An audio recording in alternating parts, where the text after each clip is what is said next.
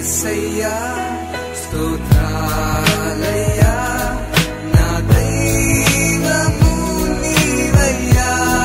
శుభోదయం. క్రీస్తు యేసునందు ప్రియమైన దేవుని బిడ్డలారా, సజీవుడు పునరుద్ధారణ యేసు క్రీస్తు యొక్క పవిత్ర నామంలో మీ అందరికీ ఉదయకాల శుభాలు తెలియజేస్తున్నాను. మన టీఆర్సీ అనుదిన ఆహారంలో మరి ఈ దినం కొరకు ఏర్పాటు చేయబడినటువంటి దేవుని యొక్క వాక్యాన్ని మనం చదువుకున్నాం. యెహెజ్కేలు గ్రంథం 26వ అధ్యాయం 20వ వచనాన్ని మనం జ్ఞాపకం చేసుకున్నాం.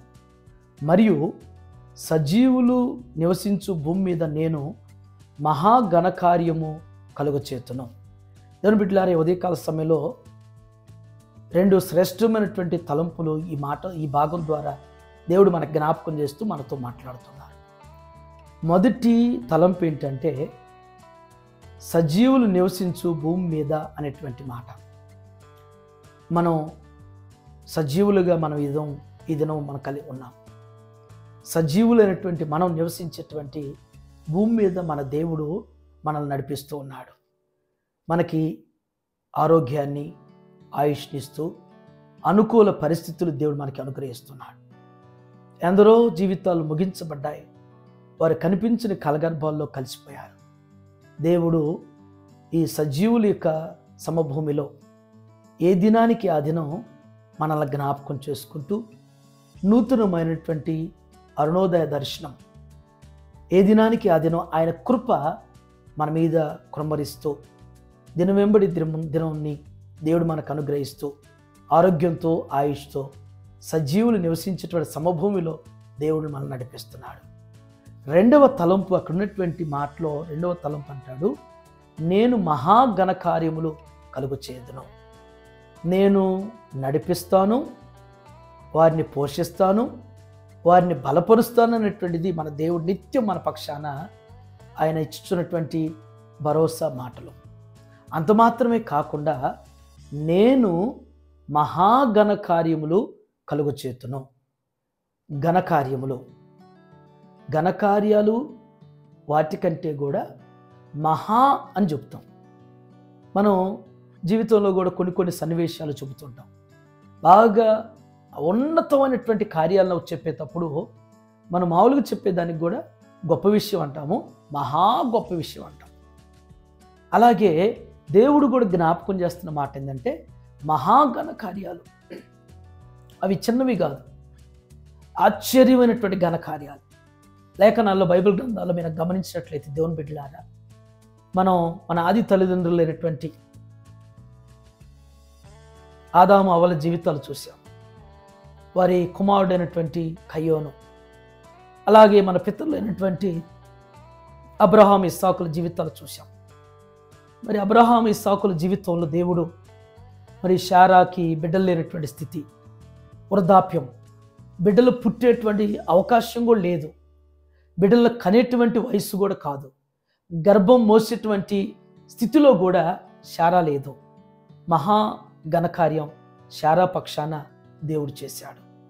ఎండిపోయినటువంటి గర్భం, వడిలిపోయినటువంటి శరీరం, మోయలేనటువంటి గర్భం, కనలేనటువంటి వయసులో దేవుడు మరి శారాకి మరి అబ్రహాములకు చక్కటి కుమారుని ఇచ్చినట్లుగానే, మరి అలాగే బైబిల్ గ్రంథంలో మరి చనిపోయినటువంటి లాజరు 4 దినాల తర్వాత సజీవంగా మహాఘన కార్యం బేతనియాలో దేవుడు చేసినట్లుగా మన జీవితంలో కూడా అట్టి కార్యాలు చేసేటువంటి దేవుడు మన పక్షాన ఉన్నాడు.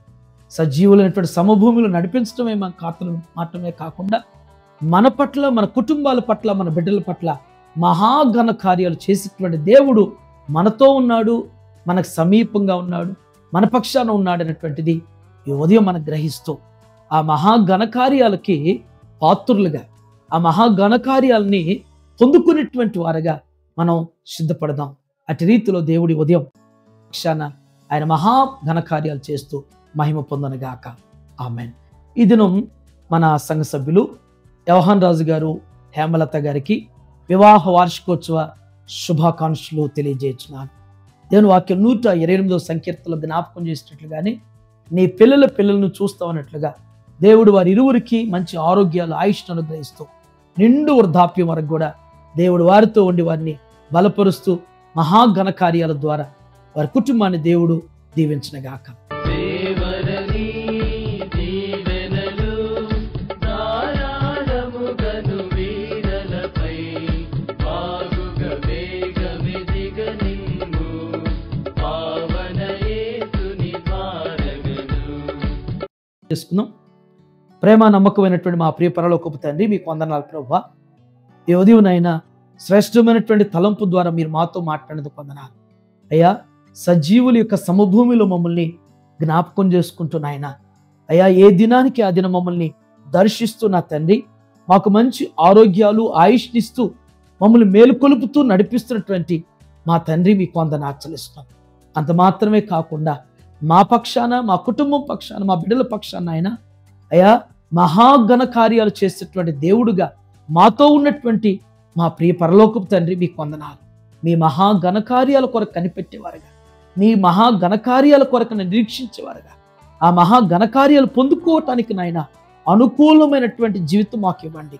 మీరు మెచ్చేటువంటి, మీరు అంగీకరించేటువంటి అట్టి భక్తి జీవితాన్ని మాకు అనుగ్రహించమని ప్రార్థన చేస్తున్నాం. ఇది నాయన వివాహ వార్షికోత్సవం జరుపుకున్నటువంటి మా ప్రియులు వ్యవహాన్ రాజు గారిని, హేమలత గారిని మీరు దర్శించండి. వారికి మంచి ఆరోగ్యాలు ఆయుష్ని దయచేయండి. వారికి దీవించి మీ కృప వర్ధిలింపచేయమని ప్రార్థన చేస్తాం.